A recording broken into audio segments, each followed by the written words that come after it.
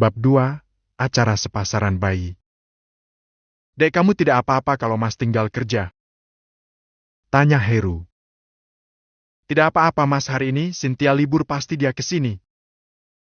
Jawab Ningsih.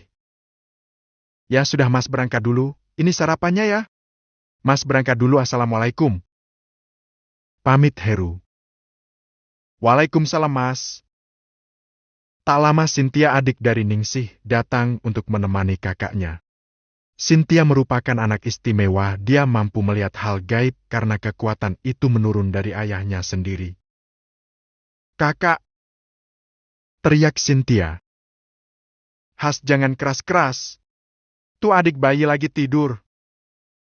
Ucap pelan Ningsih. Hehe, maaf kakak, ini tadi ibu bawain, maaf ibu belum bisa kesini kak, soalnya sudah masuk musim panen. Tapi kemungkinan nanti sore datang kok kak. Ucap Cynthia. Kamu kesini sendiri? Tanya Ningsih. Iya kak, kan dekat, cuma beda kampung. Jawab Cynthia. Naik apa ke sini? Tanya Cynthia lagi. Tuh. Cynthia menunjukkan sepeda ontel mini yang ia parkir di depan pintu. Cynthia, itu sepedanya jangan ditaruh di situ. Cepat pinggirin, nanti kalau ada tamu lewat nggak bisa masuk. Ucap Ningsih. Memang Cynthia sengaja biar tidak bisa masuk karena dari tadi udah ada tamu mau berusaha masuk. Ucap Cynthia. Hah, siapa kok kakak tidak dengar orang mengucap salam? Jawab Ningsih. Ya gimana mau mengucapkan salam lah, bentuknya aja seperti itu. Ucap Cynthia. Maksud kamu? Tanya Ningsih yang belum paham. Iya, dia itu kayak manusia, hanya saja tidak punya muka. Lalu gimana ngomongnya, kan tidak punya bibir sama muka dan hidung? Ujar Cynthia. Cynthia, jangan buat takut kakak. Ucap Ningsih. Kan tadi kakak nanya. Ya Cynthia, jawablah. Ucap Cynthia dengan polosnya. Cepat pinggirin itu sepeda. Pinta Ningsih. Setelah Cynthia memarkirkan sepedanya, Ningsih meminta Cynthia untuk makan karena Ningsih tahu kalau dia ke rumahnya pasti selalu makan masakan Ningsih. Kak, kok rasanya beda? Tanya Cynthia. Itu masakan Mas Heru. Jawab Ningsih. Pantas saja. Ucap Cynthia. Kenapa, Sin? Tanya Ningsih. Hambar kak, kurang bumbu. Jawab Cynthia. Setelah mengomentari masakan Heru, Cynthia pun juga menghabiskannya. Dia makan dengan lahap sampai nasi yang berada di piring tidak tersisa. Dia terus melihat sesuatu yang berada di dekat Hanif. Kakak, kok adik bayinya punya makan? Tanya Cynthia. Mana Sin, kakak tidak lihat apa-apa. Jawab Ningsih. Ada kak. Macannya tidur di sebelah adik bayi. Sepertinya dia sangat sayang sama adik bayi. Ucap Cynthia. Cynthia, sudah jangan bahas itu terus. Ucap Ningsih. Setelah 5 hari kelahiran Hanif, acara syukuran pun diadakan. Para warga sekitar bergotong royong saling membantu. Tidak ada pesta besar, hanya saja acara syukuran serta kenduren yang dihadiri warga kampung tersebut. Alhamdulillah, akhirnya ibu punya cucu. Ucap ibunya Ningsih. Iya bu. Jawab Ningsih sambil tersenyum. Berbeda dengan ayahnya, Ningsih yang melihat cucunya Hanif. Dia tersenyum menyeriangi ketika mengetahui weton kelahiran cucunya. Kelak dengan darah anak ini aku akan menyempurnakan ilmuku. Manusia laknat. Ucap sosok Kodam.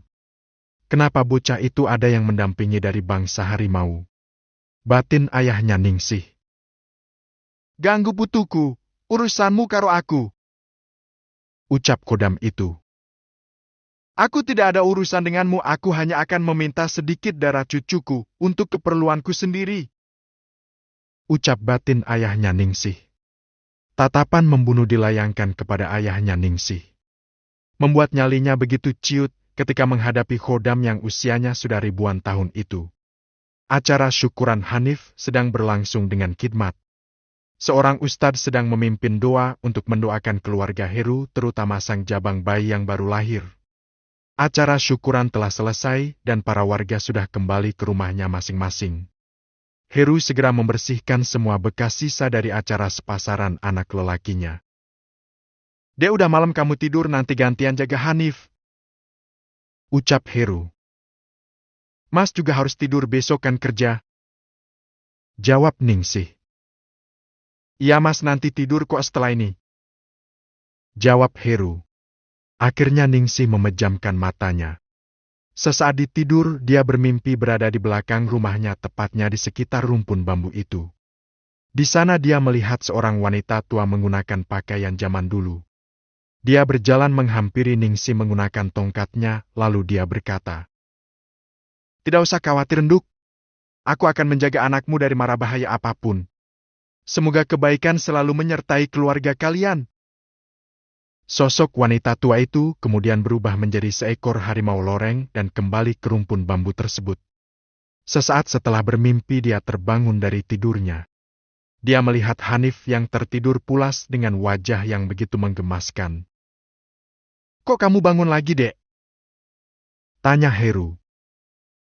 "Adek cuma kebangun, Mas, haus ingin minum," ucap Ningsih berbohong.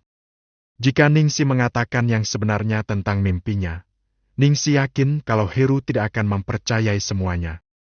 Setiap Ningsih bercerita tentang hal mistis, Heru selalu menilai Ningsih terlalu paranoid tentang dunia klinik maupun jin.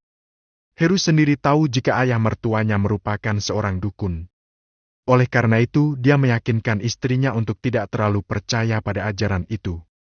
Ningsih sendiri beruntung karena memiliki suami seorang Heru. Di balik kesederhanaan, lelaki itu juga pandai mengaji, serta rajin ibadah membuat ia mantap menikah dengannya dulu. Sempat ada pertentangan saat pernikahannya, akan tetapi Ningsih berhasil membujuk kedua orang tuanya. Akan tetapi meskipun berhasil, masih ada satu syarat yang harus ditepati Heru jika ia ingin memperistri Ningsih. Dia harus mau melanjutkan persekutuan ayah mertuanya dengan iblis. Deng tegas Heru menolak semua itu sehingga membuat hubungan mertua dan menantu tersebut menjadi kurang sehat. "Kamu kenapa pulang dari rumah anak kok malah marah-marah?" ucap Bu Harti, ibu Ningsih.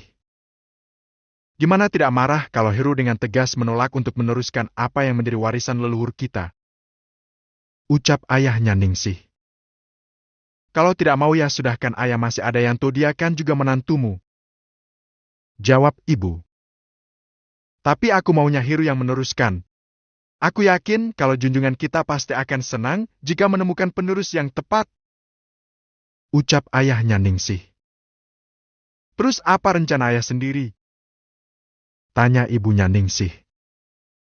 "Aku akan tetap menyuruhnya untuk meneruskan ini, kalau tidak dia harus pisah sama Ningsih," ucap ayahnya Ningsih.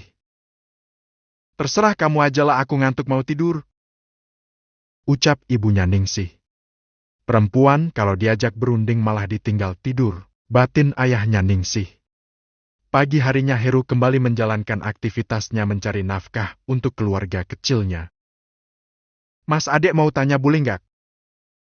tanya Ningsih. "Boleh, adek mau tanya apa?" tanya balik Heru. "Kenapa Mas tidak mau meneruskan apa yang leluhur Bapak lakukan?" tanya Ningsih dengan hati-hati. "Sekarang Mas yang tanya sama adik, apa kamu mau Mas melakukan itu?" tanya balik Heru.